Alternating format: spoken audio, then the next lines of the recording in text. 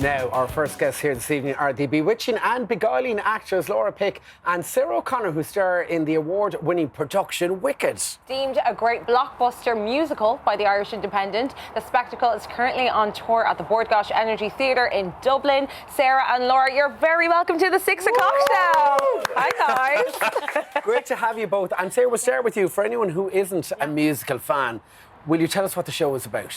So it's basically following the story of Elphaba and Glinda, played by the two of us, and the witches that we have met in Wizard of Oz, the good witch and the bad witch, who is who, we don't know, come see the show. And it's about them meeting at university, how they end up dorming together, their relationship and how they change each other and how they evolve as people, as women, as witches, and heading towards the Wizard of Oz and why they're going there, and then the story kind of unfolds, their relationship goes through quite a bit. But yeah, it's fantastic. A lot of magic, a lot of incredible music. The story is just beautiful. Very strong women, so it's great. Yeah, it's lovely. And it's quite a huge production as well, right? Yeah. Big production. Full scale of the West End show. We've brought it all on tour for you all to see, so there's nothing. There's actually even some added elements that they don't have in London, so I mean... Get extra special just for Dublin. Yeah. Well, Laura, you play Elphaba, and Elphaba is up there with one of the most iconic musical theatre characters in that realm. What is it like stepping into her shoes? I mean, it's an honour and a privilege. Don't get me wrong, there's an added element, there's a pressure, you know, people have their favourite Elphabas, but everybody brings their own little different stamp and everyone's individual, and it's honestly, it was my absolute dream. It was like, when I started performing, it was like, if I can be Elphaba, that's fine, that's all I want to do. We have you there, look. It's like a bucket list, I suppose, role for many actors. Yeah, I mean, I've been singing these songs since I was 14, and somebody gave me the score and the CD. I used to sing it in my parents' car, like on my way to rehearsals for Amdram and stuff, you know. Yeah. So it was the ultimate goal. So it's such an honour to play her and hopefully do her justice. And for those that haven't seen Wicked yet, spoiler alert, you're green. There's a lot of makeup. Talk to us about that process. I mean, my hands are a little bit green still, even just from yesterday. Goodness. I mean, I use washing up liquid to take it off, and there's only so much, I guess. You must find it everywhere. Yeah, ears. Sarah likes. It's on my back a lot of the time. I don't know what we're doing. Sarah likes to get in with a baby wipe at the end of the day, and I just get my ears. How long is that process of getting into Elphaba makeup? Only about half an hour, 40 minutes. Yeah. You know, we have an amazing wigs team that come in and do the makeup for me, because I mean, I wouldn't even know where to start. And yeah, we just like have a chat and watch TikToks, and they're just painting me green. But I know the makeup, you lash it on for the second half of the show, so it's a lot heavier. Yeah, so I spend the interval in the chair having my makeup like topped up of like lashes and like dark, a bit of a smoky eye contour, you know, get a like Glamphaba, you know. I love that. Now, Sarah, your character is a little less subtle, Glinda the Good. How do you get into the character of Glinda? I don't so much use things to get into it as I think by the time I've done my salt and pepper shaker of glitters, I have the most incredible wigs. My costumes are to die for. They're iconic. And I think they help with the process. And then once I step into my bubble, I have a few little things I like to do. When I get into my bubble, I get my wand, I have a minute with my dresser, Caitlin, and we kind of have our little routine. And then once I'm up in the air, ready to kind of come down in my bubble, they're the kind of moments I have by myself. So it doesn't take too long because we've done it for so long now, but it's more costume related for me than it is makeup. Yeah. Now, it must be quite fun, Sarah, for you, because you're playing, I suppose, a goodie that isn't that good at all. I know. Yeah. That's the thing. People think she's quite one-dimensional. She's all just pink and glitter and kind of the popular girl, but there's so much more to her, and she doesn't even realise that a lot until we get further along in the story, and Elpha brings that out of her. But yeah, she has a lot to her, and there's definitely a story there, but I don't want to give too much away. You'd have to come see the show for that.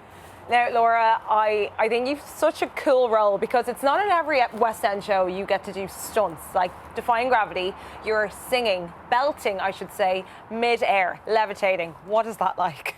I mean, it's amazing. I remember the first time I did it, it was one of the most terrifying things ever, especially like kind of out of context without an audience. But once you're in the swing of it, it's just part of it. It's just, you feel a bit empowered because you're kind of looking down at everybody, and I can see the audience and stuff. But yeah, like you kind of forget, you don't think about anything other than the fact, oh, right, okay, I'm just in this character.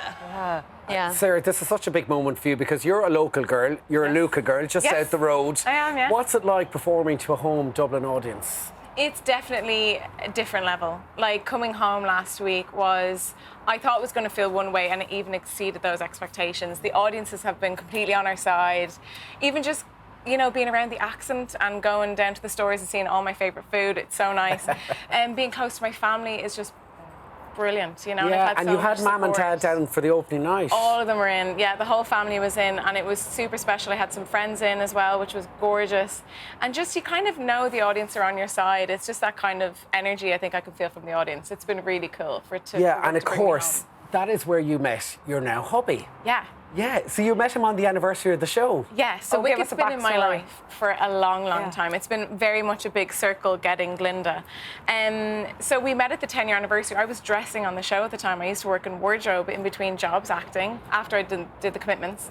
And we met at the party, and then years later we got together, but we were in each other's lives for a very long time. But I do remember meeting him thinking, oh, he's a special guy.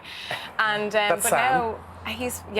now he's my agent, and he got to deliver the news that I got the job, and we were married, and yeah, it's really special. He's my agent, then he's my husband. Yeah, guys, number one priorities. Yes, success, come on. And you got married last year. Yeah, I got married in September, then I was straight on tour. But he sent me on tour as well, so I mean, technically, Go to work. go to work. I don't want to see you for the first year. Yeah, it's hard being away from each other, but it's, I've got loads of things I want to do in my career, and he's there to support. And he comes visit. He was here last week for opening as well, so he'll be over in Dublin quite a Special lot. to have him with you. Yes. I mean, we're going to get a bit personal with you, Laura, because we hear that Barbara Streisand has something to do with your road to fame. Tell us this background story. Well, no, just this young impersonator competition came up when I was about 11 years old, and I very much sang like the older style music, like Barbara Streisand, stuff like that, when I was younger, and basically just had to on my BT landline, I remember it was just like a white phone, sat at the bottom of the stairs, just singing Evergreen by Barbara Streisand down the phone to get through this competition.